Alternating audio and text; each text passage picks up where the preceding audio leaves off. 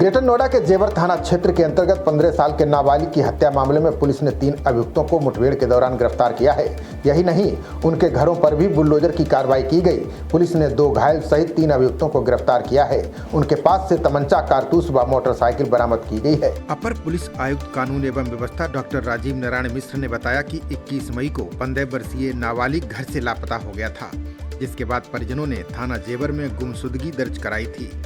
जांच के दौरान 22 मई की रात को रोही गांव के एक खाली मकान से किशोर का शव बरामद हुआ था। इस मामले में पुलिस की कई टीमें लगातार मामले के खुलासे का प्रयास कर रही थीं। कड़ी से कड़ी कार्रवाई के लिए पुलिस पर भारी दबाव भी था।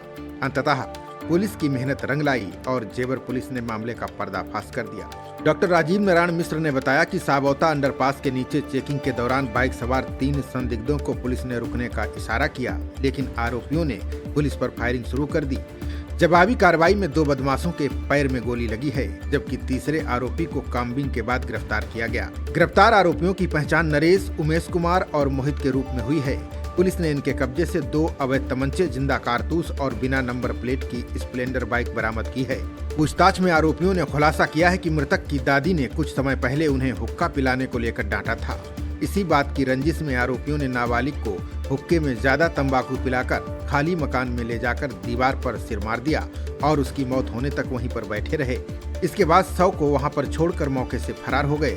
उन्होंने बताया कि मृतक बालक का पोस्टमार्टम चिकित्सक गण के पैनल द्वारा कराया गया। संपूर्ण पोस्टमार्टम प्रक्रिया की वीडियोग्राफी कराई गई है।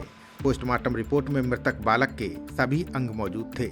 मृत्यु का कारण स्थिर करने के लिए बिसरा रासायनिक परीक्षण हेतु प्रयोगशाला भेजा गया।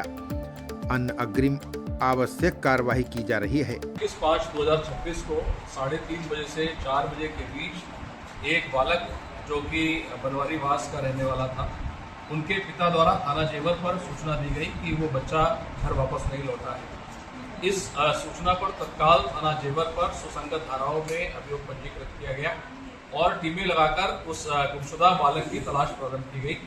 वो जो बालक गुमशुदा था उसकी उम्र लगभग 15 वर्ष थी और नेक्स्ट डे उसकी डेड बॉडी एक बिल्डिंग में, जो कि अबंडेंट बिल्डिंग थी, उसमें रिकवर हुई। तत्काल पुलिस ने पंचायतनामा और पोस्टमार्टम की कार्रवाई उसमें सुनिश्चित कराई गई। उस बच्चे के शव का पंचायतनामा, पोस्टमार्टम एक 2 डॉक्टर्स के पैनल द्वारा किया गया और उसकी वीडियो फोटोग्राफी भी कराई गई। इसके बाद हमारी जो इसमें जो टीमें गठित की गई थी, 4 टीमें इसमें लगाई गई थी। इसमें इलेक्ट्रॉनिक सर्विलांस और पतारशी, सुरागदर्शी, फील्ड यूनिट का फीडबैक, उसके आधार पर इस घटना का सफल अनावरण किया गया और उस घटना का अनावरण करते हुए सभी पहलुओं की गहनता से जांच करते हुए इसमें अभी तक की विवेचना के आधार पर 3 अभियुक्तों के नाम प्रकाश में आए हैं। और आज जेवर पुलिस को एक बड़ी सफलता उस समय मिली जब ये तीनों अभियुक्त कहीं भागने के फिराक में थे और एक पुलिस मुठभेड़ के दौरान इसमें गिरफ्तारी उनकी सुनिश्चित की गई है। इसमें जो 2 अभियुक्त हैं उनको फायर आर्म इंजरी आई है और उनके पास से 315 बोर के इलिसिट वेपन भी कारतूस के साथ रिकवर हुए हैं।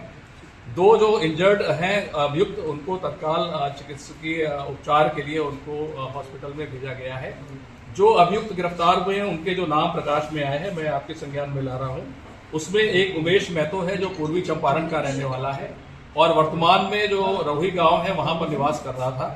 इसके अलावा जो एक अभियुक्त है नरेश सिंह और मोहित सिंह, ये भी रोही गांव के रहने वाले हैं। ये इसमें से उमेश महतो और नरेश सिंह, इनको फायर आर्म इंजरी आई है।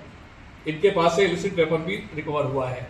अगर हम इन जो ये आरोपी अभियुक्त गिरफ्तार और मुठभेड़ में गिरफ्तार हुए हैं, इनके अगर हम प्रोफाइल की बात करते हैं तो जो उमेश है ये लेबर सप्लाई का काम, जो आसपास विभिन्न कंपनियां हैं वहां पर लेबर आपूर्ति का काम करता है, ठेकेदारी का काम करता है।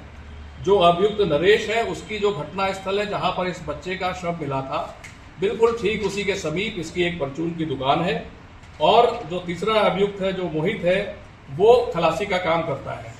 इसके लिए हमारी टीमें लगातार प्रयास कर रही थी और आसपास के जिलों में और अलग राज्यों तक हमारी टीमों ने प्रयास किया है और सूचनाओं का अभिसूचना संकलन करते हुए इनकी गिरफ्तारी सुनिश्चित की गई है। जहां तक अगर हम इस घटना के मोटिव की बात करते हैं कि किन कारणों से इस प्रकार की घटना, इस अबोध बालक की घटना घटित हुई है, जिसके प्रति हमारे पूरे पुलिस परिवार की संवेदनाएं हैं, इसके बारे में ये जानकारी प्राप्त हुई है कि जहां पर ये बनवारी वास गांव के पास ही आरोही गांव है, जो कि आसपास बिल्कुल समीप में स्थित गांव है, जो ये मृतक बालक था वहां पर ये उस स्थान पर जहां जाया करता था जहां पर कुछ युवक हुक्के का पान किया करते थे, हुक्का बैठकर पिया करते थे और इसका भी वहां पर आना जाना पाया गया। इस बात पर इस बच्चे की दादी द्वारा कुछ दिनों पूर्व वहां पर आके उन लड़कों को जो वहां पर हुक्का पीते थे कड़े शब्दों में चेतावनी दी गई, हिदायत दी गई कि तुम इस बच्चे की जो संगत है उसको बिगाड़ रहे हो, इसकी आदतें खराब करने का प्रयास कर रहे हो। और उसके बाद ये बच्चा उसके बाद से वहां पर नहीं जा रहा था। उस दिनों के बाद जिस दिन घटना हुई है ये पहला दिन था कि वो बच्चा वहां दोबारा गया था। जो लोग गिरफ्तार हुए इसमें से वहां पर कुछ लोग मौजूद थे जिस दिन उनकी दादी ने आके उनको डांटा और हिदायत दी कि इस प्रकार का तुम बच्चे की सोबत और संगत गलत संगत में डालने का प्रयास कर रहे हो। उसके बाद ये पहला दिन था जिस दिन ये घटना घटित हुई, वो बच्चा वहां पर आया और उसके साथ ये घटना कारित की गई। इस घटना के कारित होने में ये एक अभी प्रथम दृष्टया ये पूरी विवेचना के दौरान ये तथ्य प्रकाश में आया है कि एक इसके पीछे ये मोटिव है। इसके अलावा जो अन्य विवेचना के सारे पहलू हैं उस पर हम लोग लगातार इस पे जांच कर रहे हैं और इसमें अगर कोई किसी और की भी संलिप्तता प्रकाश में आती है तो हम लोग उसके प्रति भी कठोरतम कार्रवाई। खबरों का सिलसिला जारी रहेगा, देखते रहिए जनप्रवाद। नमस्कार।